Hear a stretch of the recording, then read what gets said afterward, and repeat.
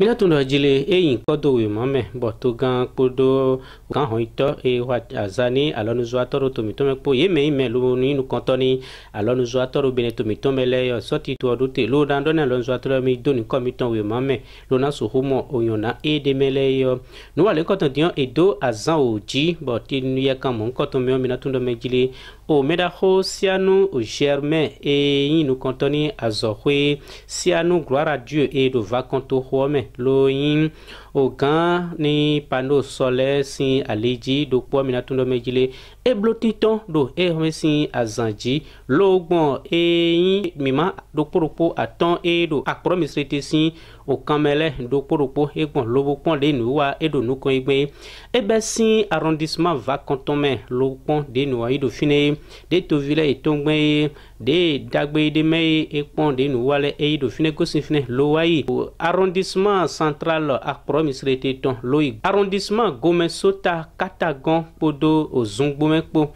zungbome wa eklitanado lo pon e de nuwa le e do fine mije arrondissement vacanton yo mi akan hobio yeme kan lo do fine le yo de nuwa le igbe yo etin do poro pomeni mi do fine. Le travail se déroule plutôt bien. Il y a l'affluence, il y a la population qui sort correctement. Et on constate que vraiment, il y a beaucoup de personnes qui ne s'étaient pas fait enrôler auparavant. Donc, le peu de mal qu'on rencontre, c'est concernant la population. Les gens viennent très tôt pour faire les rangs. Je veux faire, je ne veux pas faire. Donc, mais à part ça, quand même, il y a l'ordre. Et ça se déroule bien. Bon, un représentant artisan, les tonto, arrondissement. Bon, dans le gouvernement, on a un au de évasé do asaloji do beto ukan bon et vivina liu alors cousin wa tolena de leto yi bon do mele yeton yeme sunu alozo wa tole yeme nyonu de no ze ne do no bendele yeton ba ko me yeton bon no klopoto yi ni sinisin yin ko cheno yin kwa kan masene nde ka wa bo mi to bi bailo mondo azande to gan yi deji do golo na mele bini do bailo enyin de bo vivi na mitena ena yen mako bai ena nkote gobo kan ho son di sia we di egbon bo ma ope go bai amode to gan za ya sante ji modo do joje ona bai e vivi na mitena modo po do Gomesota le di so yeme wa fine podo o kan eno fine le mi akan ho bi o ye be do ho. Moi, c'est Angelo Attendé. La semaine passée, l'affluence était bonne. Nous avons travaillé avec la population en harmonie. Aujourd'hui, nous avons repris pour une durée de 10 jours. Donc ce matin, beaucoup d'entre eux ne savent pas encore qu'on l'a complété. C'est pourquoi vous n'avez pas vu qu'il y a assez d'affluence là. Je réponds au nom de Andrea Awangbo.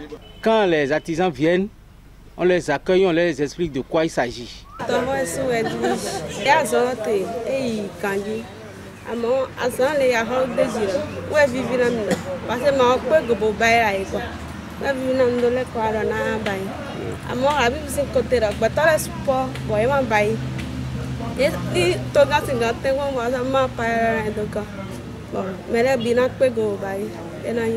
Sinon, Yirami do Sikiru Amoussa, un chef d'arrondissement Gomesota to commune à Promisrete Dondo Togan na asande gona nuiwa de wa etelo asande gona e vivina to ville o so vivina mo mei o gamba to tambole mi dona de tara ntoli kinwe mi le ba yero ke me so perma de ba ya ravi budai pataki bon ravi blood de yeze wa bodo logo exemple to ville ko yeto pehune oto de hone au Misrete centre de sou yeko homandoa ilo nyang venu gregwa no walo de to ganze wa mai nebo nyane mais de do mini ba do ni mi ngba ba bo ire su gbesin mo gido won yan.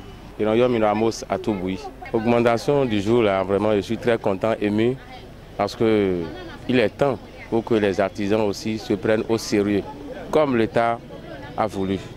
Maintenant, ce que j'aimerais souhaiter est que l'ambition qui a commencé dès le début, je voudrais que ça soit ainsi jusqu'à la fin. kata gonde su mi kan hobe yeme lodo azo afnele mi kan hobe ro propono iton ina yom do ajiki je peux benoit mela yeto titon mais allons-on attendre mais nous c'est diront ba amire mais coiffeur mais couturier mais cancien réparateur maçon mais nous c'est ndedo dio ndedo le yetiton bo wa ganji bon et vivi mi ka so bibio ko yini ton ugamo. On m'appelle John Kwenayon Séraphin. Nous avons plus d'affluence encore. On ne dirait même pas que c'est le premier jour encore des 10 jours. On dirait même que c'est le dernier jour. Donc nous avons d'affluence et ça se passe très bien.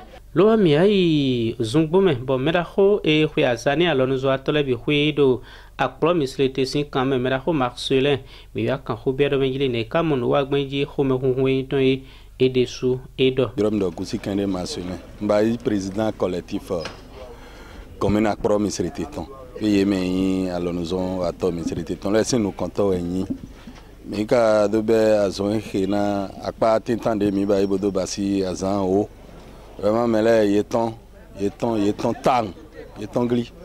Mais nous avons constaté que l'agroalimentaire est signé à l'Ichodji. Nous avons un mélange. Mais là, nous avons fait un peu de temps. Nous avons cambié, mais nous avons monté des dotos. Nous avons fait donc, nous avons bouleversé temps là.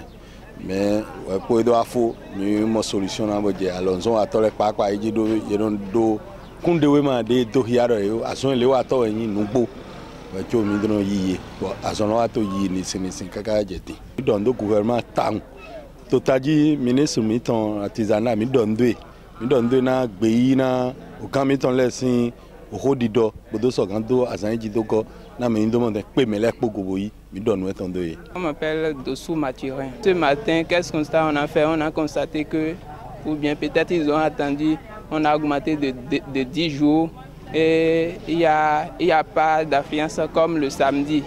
Donc le nombre va diminuer un peu. Donc c'est ce qu'il faut retenir. Meraho Oceano au Germain et au camp Lohuazani, au centre de formation professionnelle de panneaux solaires, énergie renouvelable d'eau à promisrité 5 ans, mais si à nous, gloire à Dieu, et de vacanto homeya, mais à Kahobe, mais à Negma Ziti, tout l'encoton doté, Nekamon Wagman yi, da Bété de Mei et de Honi Mimbomi, si c'est toi. Il y a une dossier à nous, Marion Germain. Il y a un temps de canton pour encourager plus artisans, mettons les pour le gouvernement signe recensement des édotés là ou à zone donnant temps parce que il va être 2 semaines de wai au soit à 100 ou non mais les mieux à dire que de tomber les wa ton ou décider de n'en pas tourner to commune à prom c'est tout bon arrondissement attend les bifidés to enrôlement les baité pour plus voir comment ça se passe et aussi encourager les artisans qui sortent massivement. On doit jacho titing mais les tout tinton artisan là aussi il va comprendre ah mi dona ido nko mi ton we ma me kay dia xodu juro na nyon mi ru na nyon mi me nom de ti mi mo gbe to le tinton po et son agent de to enregistrement ba ilole et sortait de ason etongo représentant structure fêtière mi ton et surtout finir le bi et surtout ason etongo mi mo mais là aussi il comprendre non il y a un recensement à l'automne. Ça se passe dans de bonnes conditions. Mi mo do nwe de a check pa zido te wa zondo jen ko mi do ndo a check pa chitengbe. Toli nwe na do nyon do klopo mi ton lewe we. Bona ka so anyon nde je ha mi le nde sin rodo mi do le. Donc nous kon yi de metran to ni ndo nko alors nous on atole ton bic au titre base de données lo me jan lo. Nde tin a na nyon a mere yin métier. Mere al son lele we noa pour ka to ni no me lele. Structure fertière mettons les ici pour le Sénat pour mi don domaine les bi pour le département mettons grand partenaire mais mi don domaine bi pour que soit don do président collectif les pour président union les bi pour que don do population artisan les bi de tout tinton na noé rien enrichissement lo ni do bi bay to ayaji jem Africa Soleil Média mi kwede lo igbon otin mon coton les mains